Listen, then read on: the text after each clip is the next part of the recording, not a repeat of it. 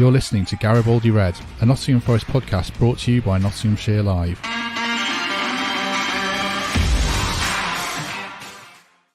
Hello, welcome to Garibaldi Red. The transfer window's closed and Nottingham Forest are out of the Carabao Cup after a 5-0 aggregate defeat to Manchester United.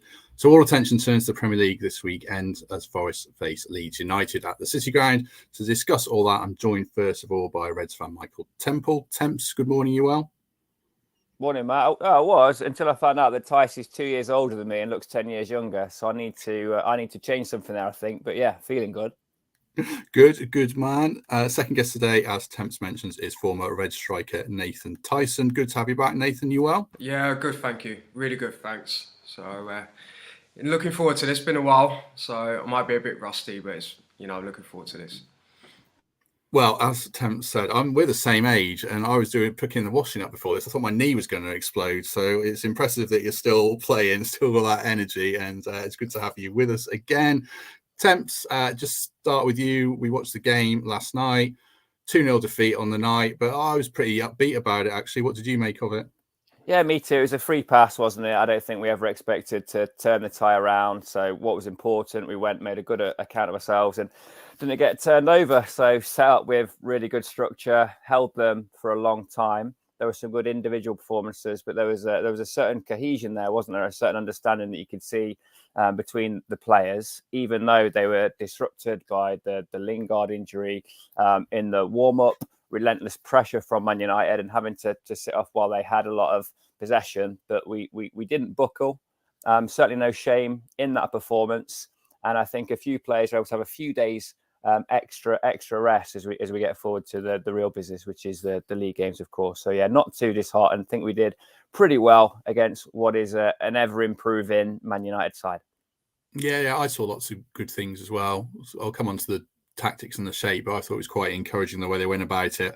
Obviously, you go there 3-0 down, you've got to score the first goal. Forest didn't see a lot of the ball at first off, but they did have those couple of big chances, one for Brennan Johnson, one for Emmanuel Dennis.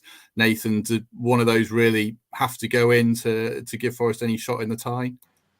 Yeah, definitely. I think you need to get the first goal, especially on a two-legged tie, really. So it's, you get the first goal. Forest did really well keeping the fans quiet there at Old Trafford. I mean, I've been there before, and it's pretty easy to get them quiet at times. But it's it was all positives, and they it just needed that first goal.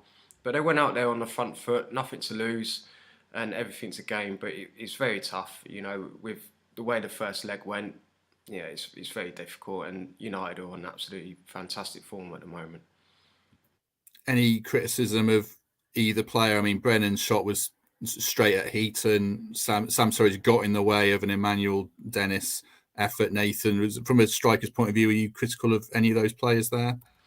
It's not too critical. I mean, Brennan, yeah, he should have maybe slotted it home. I think it was bouncing from what I can remember. So, he's got the shot on target. It's just a tough, on another day that goes in. The other one with Dennis, it's just unfortunate. Lad's standing in his way and it's just hit him. I've seen it happen a few times, and it's just unfortunate. It's going in, but it's just that was your luck, really, and the luck stayed with United on that day. So yeah, it's a weird one because you can't be too disheartened about it because it's a semi-final. Yes, it would have been great if Forest could get to the final, but the main focus is the league. So this is just a bonus for them, really, and it just shows how progressive they've gone throughout the season to reach a semi-final in their first year back in the Premier League. I don't think people would have thought of that. They would have thought, look, we're in a relegation battle, and the main thing's to stay up. To get to the semi-final of the Cup. It's ticking all the boxes right now, and there's a real good feel around the camp. And through the city, you can see from the fans when they're talking that everyone's positive. So, last night's performance is definitely not something to be damper about, but there's lots of positives to come out of that. Nathan mentions the performance there, Temps. We've discussed the kind of away formula and trying to get points on the board. Forest went about it a slightly different way. They play with that central striker as Surridge as the focal point, especially first half. And I know they lost the game, But I thought that was quite a decent formula to take into away games. Do you think they could use that more, or do you want to see the kind of the 4-3-3 that they deployed mostly? I think they will use it more because it's a precursor to getting the best out of Chris Wood, who couldn't play last night. Obviously, having featured for Newcastle earlier on. So yeah, I think we'll see more of that. We spoke before about having to adapt the way that we play. I think Chris Wood will be more effective as a hold-up player. Surridge was still making the occasional channel run, wasn't he? Trying to hassle defenders. And as we said, he made a bit of a mess of that moment by just being in the way of the Dennis shot. So I think minutes are going to be hard to come by for Surridge from this point, increasingly so. I think we're going to see Wood deployed first and foremost in that spot that he's perhaps looking to make his own. So yeah, inevitably there will be changes to that system, and I think we'll probably get on to Danilo as well, who looked promising last night. So there's all kinds of things we could do to the mix of that central midfield three, or if it becomes three just off the striker and two holding behind that, we're going to look at new combinations to get the best out of those offensive players. But yeah, you could see what they were trying to do last night, almost conceding Man United's half of the pitch. There's very little in the way of the press there, but that was just so we could have a deep block and try and spring on them, as we did several times towards the end of the first half. So you can see the early shoots of some changes to the system that Steve Cooper wants to play, and fully expect that to continue at the weekend. That was my WhatsApp tab. I forgot to shut it off. Sorry, beeping it. In fact, it was Mikey messaging about some nonsense, probably. So, yeah, sorry about that. A few people in the comments already commenting on Emmanuel Dennis, saying mostly negative. I mean, I'll ask Nathan his take on him in a minute, but in general. But last night, Temps, I mean, I've been very critical of Dennis. I thought he was better, and if I'd seen that bench level of performance from him, I'd tolerate more of the frustrating aspects. What did you make of him? Yeah, I think he was fouled as well. There was a replay where Anthony stood on his shin, wasn't there, as he went down, and then tried to insinuate that he was making a meal of it. I thought his touch was tight last night. He found himself in some tough spaces, being doubled up by Anthony, who was quite a willing runner and tracking back, helping his fullback. I thought that he looked sharp on the break. There was that through ball for the Danilo chance, wasn't there? He did some good stuff off the left-hand side, and let's not forget that he wasn't slated to play. He was going to be sitting on the bench and maybe getting 20 minutes if Lingard faded in the second half. So whilst I understand and probably share the frustration of a lot of the commenters who are saying, why is this guy still in our squad? Our understanding is that he perhaps could have had the move in January, didn't want it, wanted to stick around till the summer. And let's hope he's doing that for the right reasons, that he feels he can prove himself, that he can kind of recapture some of that Watford form, which brought him to our attention. And there was a promising sign last night, but what he hasn't done yet at Forest is done that consistently. When we've seen those flashes, we've then been frustrated that he's given the ball away, hasn't put his run in, hasn't had that quality that we perhaps expected when he came through the door for a lot of money. Let's not forget. So I hope that's the start of an upturn for Emmanuel Dennis. He's going to be with us, in my view, now until the summer at least, and he's got it within him to turn around the opinion of fans. However, his work to this point has been pretty poor on the whole, and last night was a flash of what he can do when he's at his best. So yeah, we need to see far more of that if he's going to have any kind of long-term future at Forest. So as Temps says there, Nathan, Emmanuel Dennis, he's not had a great time at Forest. I don't know how much you've seen of him to give a full take. I mean, have you been into clubs where you not hit the ground running, the fans don't fancy you? Can you give us some kind of take on an insight on how tough that can be if it's happened to Derby. you? Yeah, definitely Derby. Derby is one. Cool, I can name a few, to be honest. It's difficult, especially when everyone's on your case, and as a player you're not performing to your best levels that you've reached before. So the ultimate thing is you start questioning yourself. You start questioning, what you're doing on and off the field. Everything just comes into play, and next thing you know, it just gets on top of you. And the most important thing is I quite enjoyed his performance last night, especially in the first half. I thought he was very strong, took players on, he was positive, and to be fair, he got thrown a bit of a lifeline, obviously, with Lingard getting injured. And he's just gone out there and, to me, just showed like, look, I've got nothing to lose, and there's a lot of players that are coming in. I've been thrown in there. I was going to be on the bench, whatever, So it's just like, right, okay, look, I'm just going to show you what I can do. And he's gone out there. And I think it's unfortunate, really, because Anthony definitely stamped on him as well. I'm surprised they didn't pick that up as well. And but I guess that's just the officials this year and VAR and all that stuff. But yeah, there was positive signs. I always like to see the positive in players because I've been in that situation before. It's not nice. It's difficult. He's, at the end of the day, he's human and makes mistakes. But as long as he's learning, and like you said, if his reasons to stay at the club, to make a summer move or what something might have not worked out for him, he's just thinking, right, I'll see what I can get here, see how many minutes, improve myself under a very, very good manager. Who knows? There could be numerous reasons, but I thought there was just positive signs for him last night from what I've seen. You mentioned a bit of an echo there. Sorry, I'm mute Nathan. You mentioned players having a tough time of it. Jesse Lingard injured in the warm-up. I mean, he's having a bit of a nightmare now. He's really unfortunate. He got ill back end of the World Cup, picked up a thigh injury, and missed games. Comes back, and then last night I think Steve Cooper said he got an ankle injury in the warm-up. Is it starting to feel like it's just not going to happen for the poor guy at Forest now, or not? The run of form we all look back to when Lingard was at his best was that West Ham low move, when he knew he was going to play every week, where he had the match fitness to be resilient and not succumb to the knocks, and he found himself scoring goals and creating a lot of chances. It's been a long time now since that period of games when he was starting and playing 90 minutes week in, week out. So I'm still in the camp that he has a lot to offer when he's fit, when he plays. But when he plays at his best, we're going to say the same quite soon about John Joe Shelby and also about Emmanuel Dennis. He has the ability to break a game in the Premier League. But every time he comes back from one of these knocks, and they've all been pretty minor, you find yourself giving him the benefit of the doubt for 45 minutes, his first start, and then all of a sudden you have that build-up of what he can be, what he can do. And I think last time around it was probably Spurs in the Cup when he was so active, so lively, creative, scored, obviously. And then disappointment when he has another knock. So I hope, I'm going to repeat myself, but everything I've just said about Emmanuel Dennis applies to Jesse Lingard. The best of him justifies a start in this team and makes us a better side. But we're yet to see any evidence that he could play 5 games in a row for 90 minutes. And I still think now it could be a 2 or 3 weeks off before he even starts on that journey. So a lot of competition for his place now. But I really, really hope we can see more than we have so far because he hasn't fulfilled his potential.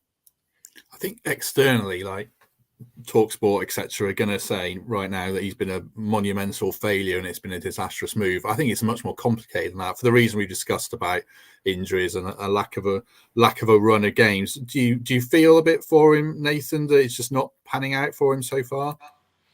Yeah, it's difficult with the circumstances how he ended up here. I was always a bit baffled because I thought, Forest had just come up. He's gone on loan to West Ham. He tore it up. There's no doubt about it. He did so well. And I just think that move to West Ham would have been more appropriate to him. But here he is now at Forest. It's not working out. Is it really? He's got injuries. He's a fantastic player. I really like him. And the best is yet to come. And when he's firing, he's a problem. But there is competition for places. Gibbs White is, he's been fantastic. What a player. He just seems to improve every single game. And, with all the new players coming in, obviously Gibbs White's injured. How long is he out injured for? Have they said? No, Cooper said a while. I mean, I don't know if Temps agree with me. Forest's injury updates, it could be anything. I kind of gloss over them a bit. Players come back at different timescales. We'll get on to Dean Henderson in a bit. But I mean, to be fair, Nathan, if Gibbs White is out for an extended period of time, anything more than a game or two, I mean, that's a big problem for Forest, isn't it? Yes, definitely, because he's been the number one player. He's been absolutely fantastic. Everything he's done, he's been so positive. Runs forward, passes forward. I think it took him a couple of games to settle in. But his performance levels, like I said, is improving. And Jesse just needs to now get into the main thing for him. He needs to get fit and stay fit, and he just needs to keep progressing as well. Because Jesse Lingard is a fantastic player, fantastic talent. But the best is yet to him to come. And I believe, is it just a 1-year deal that he signed, or is there extension on it? No, 1 year. I think there's an option for a second, but I mean the money he's going to want. I guess he's on. Well, we know he's on good money. He's not going to want to take a big pay cut, and he'll probably have offers from like Turkey or the MLS or something. If it was tomorrow, I doubt he'd stay for a second season. I mean, is he a bit of a? This is a wider question on Jesse Lingard. A bit of a career crossroads now, isn't he, Nathan? In a sense. Not necessarily, because his name still holds value. He's done well at United.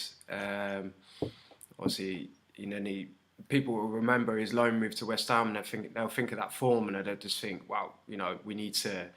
His name holds value, and you don't just turn a bad player overnight. He's got so much ability, but unfortunately, it's just the injuries that are just happening. There's a lot of pressure on him as well, because he has come here for big money, and everyone knows that. So that holds pressure itself. He's had to move and X, Y, and Z. A loan move is, moving down to London to West Ham at that time. He's not exactly moving house really. He's just being put up in an apartment or whatever. I don't know, maybe maybe he did buy a house down there and stay down there, we don't know, but it's a big shift for him, and it's a 1-year deal as well, so it's not that security in terms of longevity in your career. You haven't got the cushion of a second year when the first year doesn't work out, so there is a lot of pressure on him. Whether he has plans to stay, we don't know. Whether he has plans to move on, but I don't think he's going to struggle for a club, to be honest. Someone's definitely going to take him. And I suppose he's got a young family, a young daughter, and he's spoken about his mum's health problems, so it's not an easy situation at all for him. Temps, we talk about injuries. I saw a thing on Twitter today. Forest can field a whole injured 11 by now. It's got that ridiculous. Forced their hand in the transfer window a little bit. So in the end, in came Scarpa, Danilo, Chris Wood, Navas, Shelvey, and Felipe. So 6 in, I think, a few out on loan. Successful window for you overall in the circumstances, or not? Yeah, successful window. I think we're leaving the window with a stronger squad than we entered it with, but we have been battered by injuries, and there'd be a really tough meeting to pick that side if it wasn't for having so many lads in the treatment room. I think the one with unbound potential is Danilo. You see him at the minute, he just has that kind of speed of thought and speed of action. That would have been some goal if he'd have finished that through ball from Emmanuel Dennis. And look at the replay, it was a good save from Heaton. He seems to be heading for the corner. So very excited about him. I think Scarpa can live with the level. He's becoming, he feels pretty settled now. I think the concerns around his fitness seem to be dissipating. He's going to get a lot of minutes between now and the end of the season. The big impact for me, and the debut we'll see at the weekend, will be Keylor Navas. I think as supportive as we've been of Hennessy, and as big a fans as we are of Hendo, that move suggests to me that Henderson is out for a longer period than Forest perhaps letting on. I think he'll be back before the end of the season, or he would have gone back to Manchester for his rehab. But this feels to me more like 6-7 weeks rather than 2 or 3. And Hennessy, despite all his experience, has struggled, right? There's been a lot of goals we've conceded, which we would have backed Henderson to stop. So recruiting experience of that ilk, the trophy cabinet that he's got as an individual. He's got more European Cups than Forest, which is there won't be too many players that have worn our shirt that can say that. I just think he'll have an immediate impact. That's a massive upgrade in the goalkeeping department, and the loan structure means that if Hendo it does come back and he's ready to step in, nothing ventured, nothing gained. Kaylor can sit on the bench for a bit. I think that's really, really shrewd business. Chris Wood, we'll see. We discussed this at length last time. I think his debut was a struggle, but of course it would be, given that we need to accommodate him in the side and do things to get the best out of him. Felipe will come into the side at some point. I don't think it'll be this weekend. I think that the lack of football he's had since November suggests that he'll need a tune-up and to be introduced gradually. And we all know what John Joe Shelby can do when he's at his best. So he's a week or so away, I think, from being considered. So yes, we've recruited well. Perhaps haven't got quite as many out of the door as we would have liked. There's going to be some decisions made on the periphery of the 25 to make sure we accommodate everyone that we need. But the one negative is that injury list is mounting. So I was speaking to someone the other day, in fact, it might have been deadline day, and they said they thought Henderson was out. They'd heard that Henderson was out till the end of February, which would be 4 or 5 league games. So we'll see. I mean, like I said earlier, Forest's injury timescales are often a bit elastic, so we don't know. But I just want to pick your brains about a couple of those deals, Nathan, starting with the Navas one. I mean, I was thinking about Premier League clubs earlier. I think maybe Chelsea with Kepa and Mendy, they're pretty even, but every other club has a really clearly defined number one and a clearly defined number two. This is a really unusual situation now, isn't it? With, Navas, glittering career, Henderson, one of the best keepers in England, a lot younger. When Henderson's fit, it's going to present a very interesting problem for Steve Cooper, isn't it? Certainly is. And that move for me shows that, maybe Henderson is out for a longer period in time, and I think with a lot of the signings there, it suggests to me that their injury list is actually going to last, a good couple of months or so. You just don't, get the players in that you've got in. It just signals to me that there's something longer term that's going on that that the players aren't recovering from. But that Navas signing is a very, very big signing. Like you said, he's won, won more trophies in Europe than Forest have. So he's comes with vast experience. I think I'm excited to see him play, and I guess the fans are as well, because that's a huge scoop. I'm all over that. So very good. But like you said, when Henderson comes back, there's competition for places, and it's going to be very, very interesting to see what Steve Cooper does. But if Navas is coming in and he's coming in straight away this weekend, and he keeps a clean sheet and does the job, and as good as what we have seen him before, it's going to be a struggle for the goalkeepers to come back in. The other specific one I was going to ask you about was Wood. Bit of a dying breed, really, that target man striker. I don't think there's that many left in the Premier League. Also, I mean, Weghorst at United, I guess, and Diego Costa at Wolves when he plays. I can't think of too many more.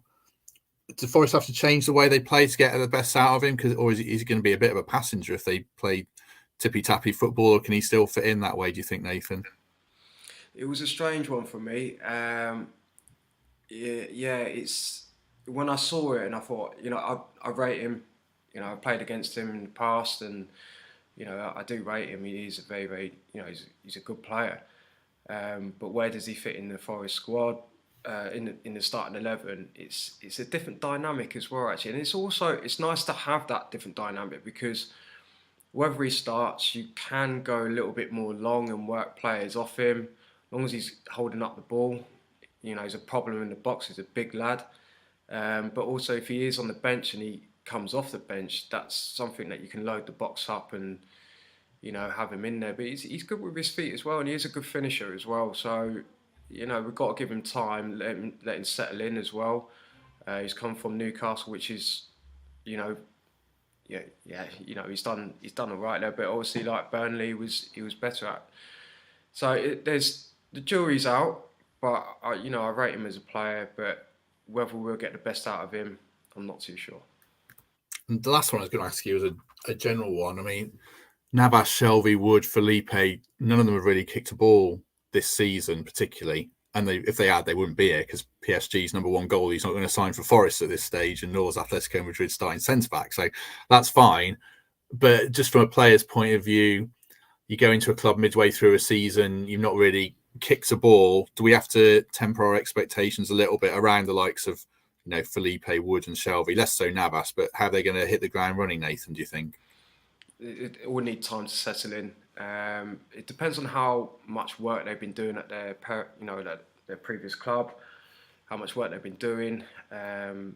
Europeans do it very differently.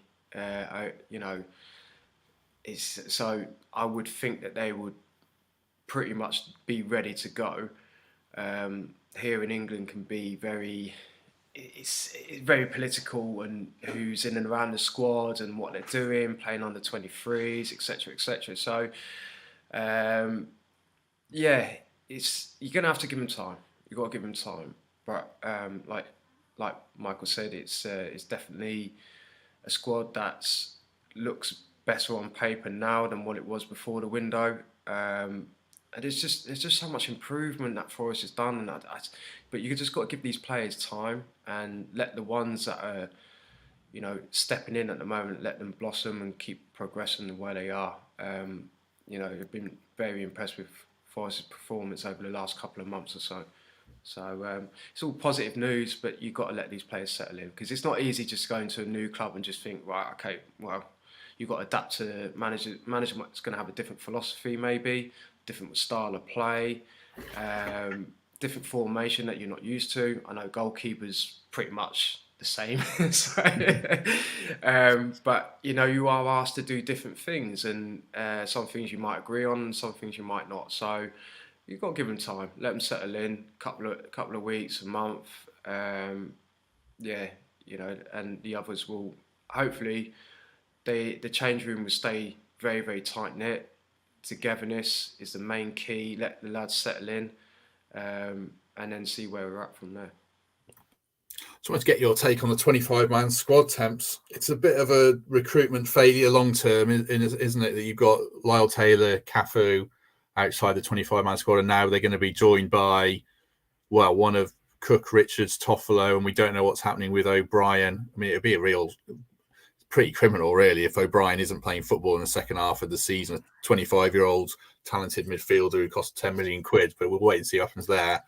Well, who's missing out for you, do you think? Richards for sure.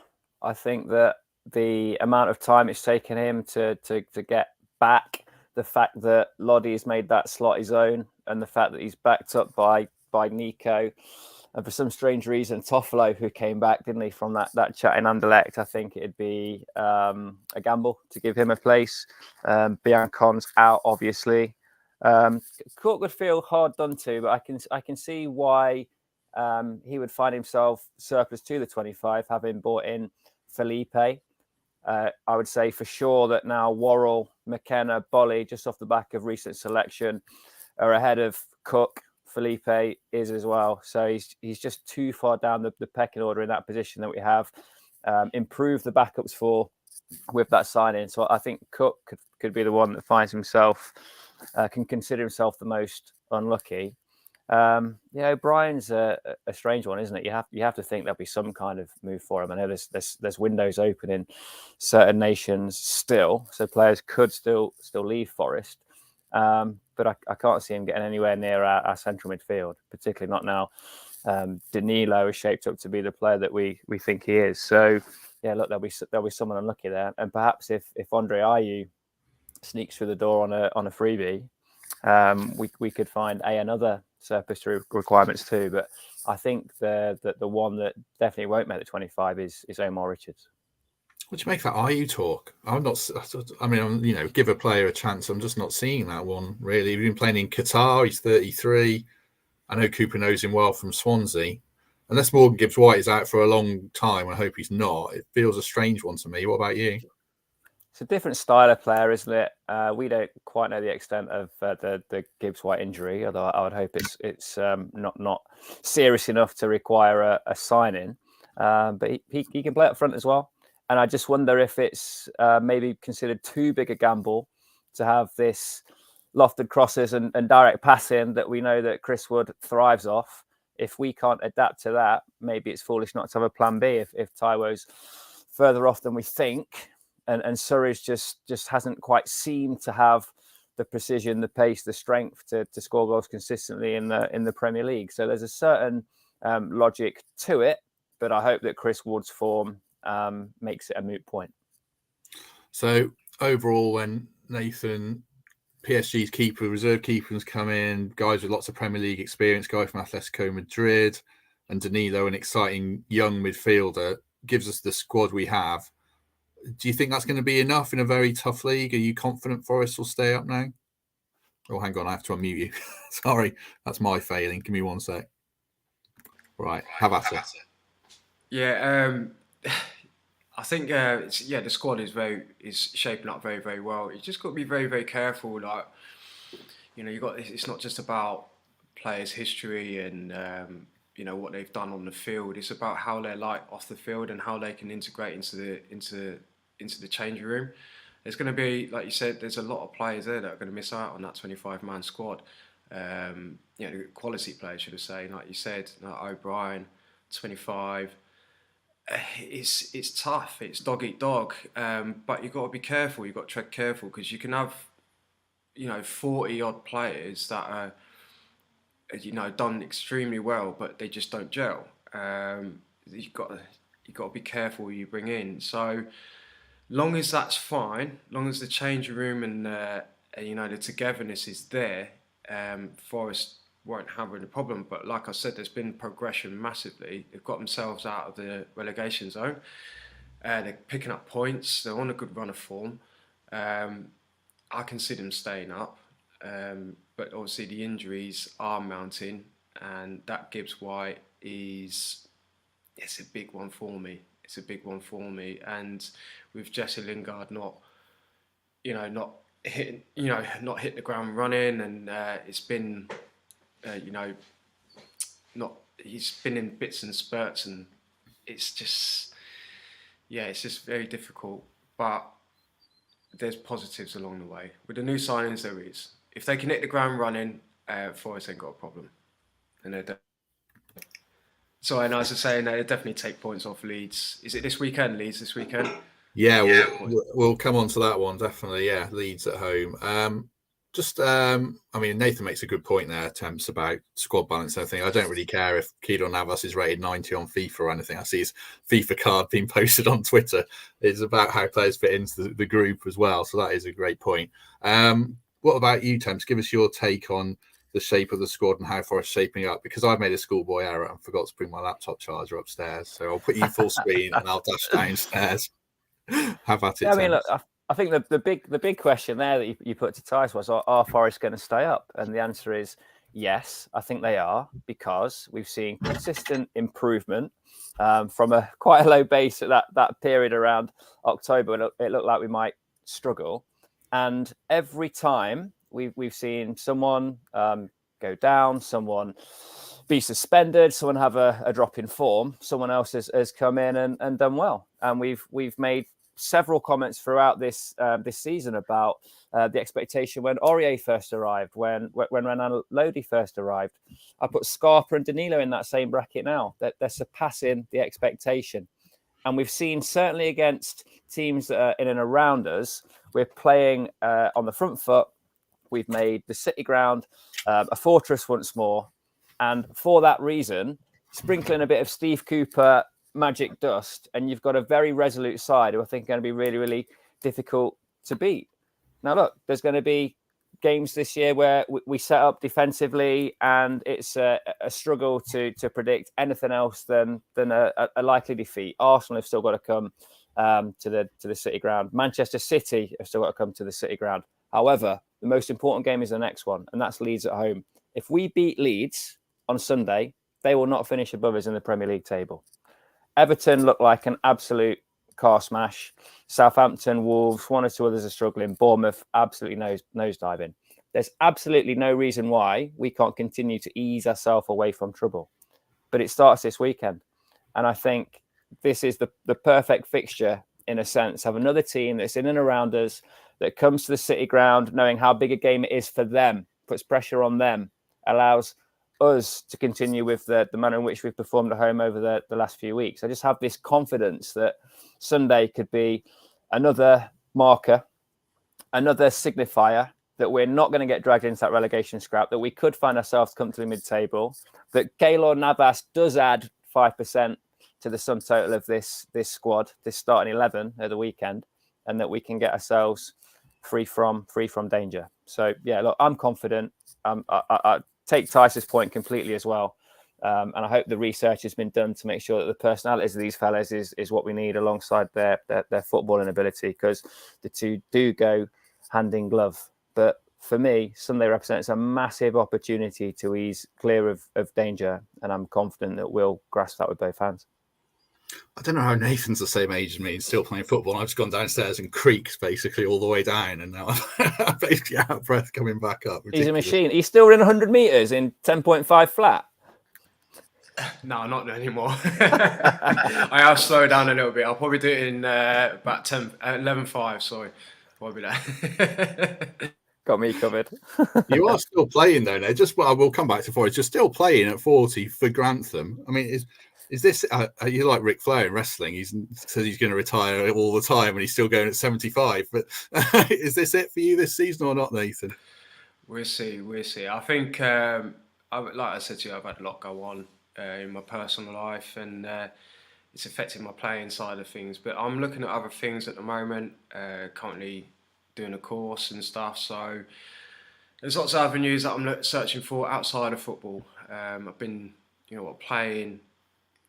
Not just professionally, 22 years, 23 years, and then I've been playing football since I was 8 years old, and I'm 40 years old. So it's a long time of doing the same thing over and over again. So something's got to change, and there's a lot of things out there in the big wide world that I'm, interested in. So could this be the last season? I don't know. It might be, it might not. So it just. See how I feel. see how the rest of the season goes. Let's just get that one out of the way, and then I'll see what I'm planning to do at the end of it. I asked you what the course was, and you said you'd tell me because it's complicated. Is this for public consumption, or is it something for after we finish recording? Oh, we finish after we're recording. Yeah. Don't want to tell too many people on that side. Okay. It's not going to be like fixing tax accounts and stuff like that then. We'll finish after we I'm going to recruit him for my veterans team. Look, he's an absolute racing machine. Look at him. He looks no more than 30. So there's two big chats going after this. Matt's going to find out about which profession Tyson's going to get himself into.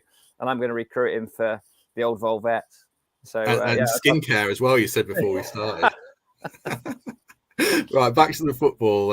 Temps mentioned teams that are bombing and look like they're going to go down. I mean, as we stand, who's struggling for you, Nathan, at the bottom of the Premier League? Yeah, everyone's got to say it's Everton. Just mess, absolute mess. Yeah,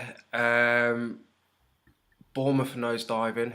I think they just don't look like the side that they were that got themselves promoted last year. And Southampton, I think I got a feeling Southampton might get themselves out of it. I just feel because Chris Cohen's down there, I want to see him do well. So I think they'll get out of it. But yeah, Forest. Main focus is that Forest. They're going to get well out of it. I think they got potential to finish mid-table, 13th, 14th. Am I right? Can they do that? I've not really looked at the table recently, but I do have this feeling that they're going to get close to the mid-table in their first year. And with what they've signed as well, like I said, the progression is absolutely fantastic, and that's what you want to see. as a manager and as a coach, especially in your first season in the top flight in such a long period of time. The fans have been absolutely fantastic. I've not managed to get to a game this year, but seeing them on the telly and hearing them, and the commentators all say the same thing. And people who I know that have been to a Forest game because, i.e. their team have finally got up there to go and play them, they've just said the atmosphere is absolutely phenomenal. Wish they had it at their clubs that they support. So the fans are doing the club and the city very, very proud, as well as the players are as well, and the management and the rest of the staff. So everyone's doing their job. There's progression. There's exciting times ahead. Semi-final, it didn't go to plan, but I don't think that was ever in the plans in the first place. So it's a bonus. So everything's all positive, the way that I see things, and Forest will definitely get out there. The other clubs, like I said to you, Everton, they're gone for me. They're gone. Yeah, I think Forest can finish mid-table. I still think it'd be a miraculous achievement to finish 17th with the amount of new signings, the amount of injuries we're seeing, the amount of turnovers. Steve Cooper would be up there with Eddie Howe as manager of the year for me. If Forest just stay up, I think he's done an unbelievable job. Let's turn our attention to the Leeds game just for the last 5 minutes or so. Then specifically, Temps, have you done an 11 for who you think is going to feature? Yeah, debut for Keylor Navas in goal for me. Fullbacks, I think, picked themselves in Aurier and Lodi. I believe that Worrell had a slight knock last night, but I can see him coming back in at centre half alongside Bolly. I think that combination has been the one that's looked most solid in recent weeks. In the absence of Gibbs-White, here's where I make a bit of a change. So I start Danilo, Freuler and Mangala centre mid. I want to see Danilo from the start. I'm really excited about what he could be. And I think alongside the experience of Freuler, he could really make an impact in there. And Mangala comes back in. That means Scarpa off the left, Brennan off the right, and Chris Wood, the focal point, up top. There's so many players that you'd like to have considered. I mean, you've run through the injury list already, but I don't think we're going to see Taiwo, Shelvey, Morgan Gibbs-White, Lingard, Yatesy. There's a lot of talent that we can't call on at the minute, but for me, that's the best 11 we can pick at this moment in time, and it's enough to beat Leeds. Who was your front three? Did you say your front three? Scarpa off the left, Brennan off the right, Chris Wood through the middle. Ah, sorry, I might have missed that. Yeah, I agree with that. I mean, I think that's about right for me. Freuler, I thought was good last night. I meant to give a nod to him. Someone messaged me or commented that I didn't give Freuler credit for one of the games, so I'll give him credit for this game. I thought he was really good, and Bolly was really good. On the game, Nathan, I mean, it's a bit of a cliche.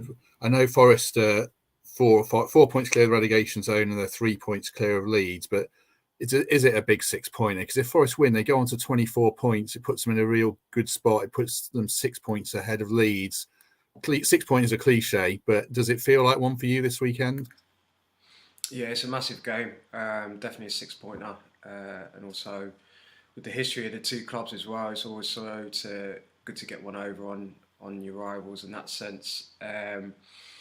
It's a must win. It's a must win, and like you said, with all the new additions that are coming in and all the players that are missing out, it will be even better to take those 3 points off them as well. Because, like you said, with all the injuries and the talent that is on the sidelines is, and that's still to come. And if they get the job done, but it's also a chance for the players, ones that have not been involved as much, and they can step up and bring something to the table and help get the results of what they need.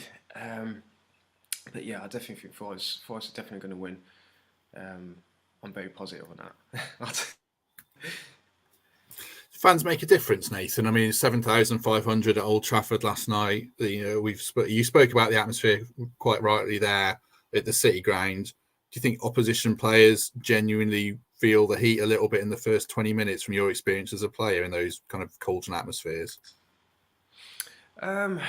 It's definitely weird when you go to like a bigger ground, say for your first time and stuff. It's like wow. Like you are a bit of a deer in the headlights, but once you get used to it, it becomes the norm. So, but when you have a hostile environment, it can play on your mind, especially if it's extremely negative. We've experienced that many times before. Millwall. So when that, but Forest did it the right way, and the fans have been fantastic. Just the noise, the chanting, it's phenomenal, and they've got to keep it up. Temps has got a question for you, Nathan. He's put in the private chat. So what's the question, Temps? Yeah, I watched Tice for a long time, obviously, and two moments stick out for me. I just want to get his view on which one he enjoyed the best. Running that corner flag past the Derby lot, or 2 goals at Man City. It was the goal against Man City, because I was actually, at the time, I didn't know whether my contract was going to be renewed. So at the time, it was like, what am I going to do? I think Reading might have come back in the equation. I think Brendan Rodgers was there at Reading at the time. I can't remember. It's a long time ago. So there was talks about me going back home to Reading. But then I scored that goal, and obviously Billy Davies had just come in, and Mark Arthur come over and said, let's chat at the start of the week.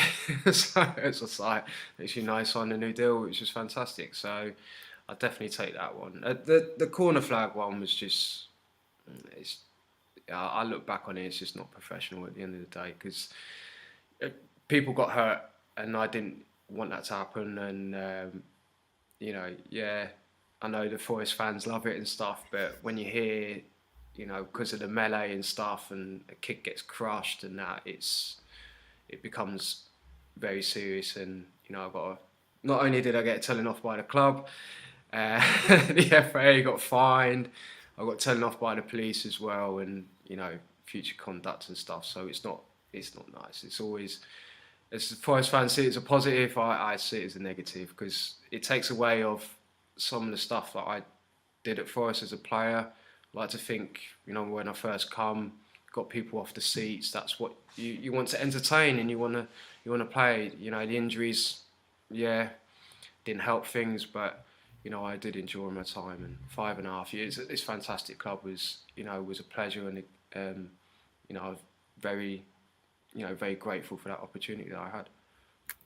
Is that why you're still playing now? I mean, 40, I know I don't want to harp on about your age. I feel like I am, but most people have knocked it on the head by now. You're still going strong. What's the motivation for you now? Just going out and enjoying it. It's been tough this season. It's been a massive transition going from full-time to part-time. I think, I didn't realise how daunting it can be. But it's just going out there and enjoying it. I know a few of the lads before that I went there, and it's a big challenge ahead, and I'm looking forward to the second half of the season. Well, we've got about 3.5 months left of the season, so we really need to pull our finger out and get out of the situation we're in. It's a good challenge to have. Obviously, we'd like to be competing at the top of the league, but we just need to make ourselves safe, especially for the club for next year. And they're good people as well. It's just weird as well, because I'm used to, after games, we're used to having a protein shake. The lads are going up to the bar and having a beer, and I'm like, I tried it once or twice, and I was like, I can't have a drink after. So give me at least 2-3 hours after. But it's good. It's a good laugh, and the reason why I just keep going, I just enjoy playing football while I still can, because you're a long time retired. So I agree with you, mate. You get to an age where the alternative on a Saturday or a Sunday morning is going to IKEA with the kids.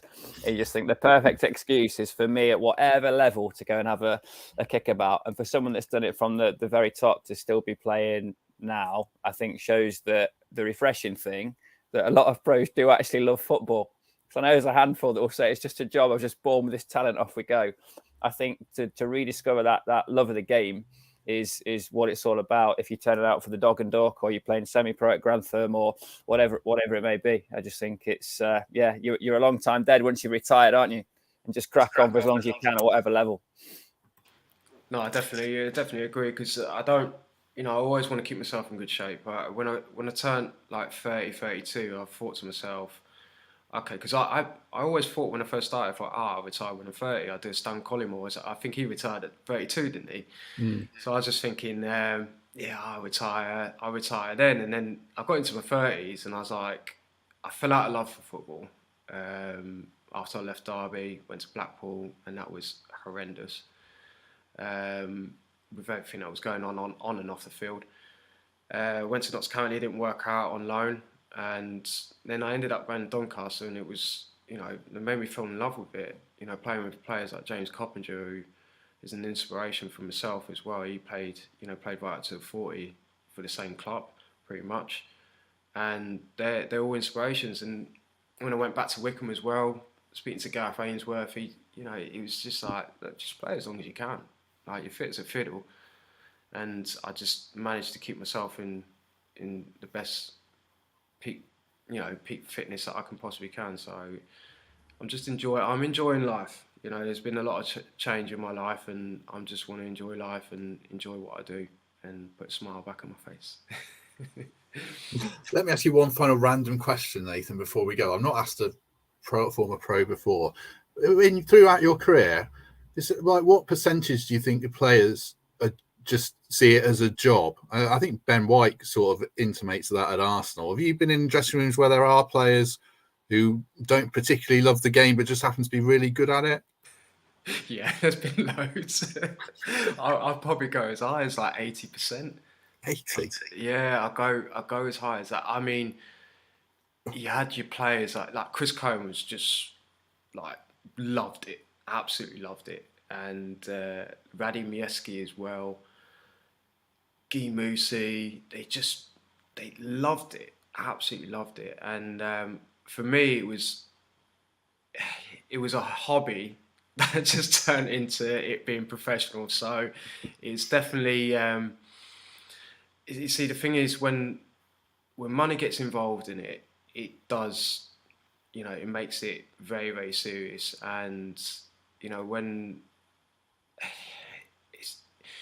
it's just political and stuff, it doesn't become enjoyment. Like you said, if you're going out playing for your local pub team, for instance, you've probably gone out on the night before, turned up, still like carrying a bit, for stinking of booze and that, going out there, half time, you're having oranges and a cigarette. We played against each other, Tyce. Yeah. I just know from my best mate going down there, seeing me. I've been out with him on a Saturday night, and he's like, I've got to get up and go and play football on a Sunday. So I remember going down there, turned up, and literally one of the lads just turned up. He still had his gear on from the night before. So that's what football's about. You're spending time with your friends. You're playing, you're staying fit no matter what age you are, and you've got to enjoy it. It's like the kids these days. You've got to enjoy football at such a young age. I get sick and tired of seeing and hearing, my kid's 8 years old. He's got trials for Sheffield United, Leicester, Derby, Forest, and all this. And I'm like, your kid's 8 years old. It's got like another 10 years until it probably gets proper serious, and just enjoy it, enjoy your time, and I don't like that. I like to see kids develop in the right manner, not being pushed.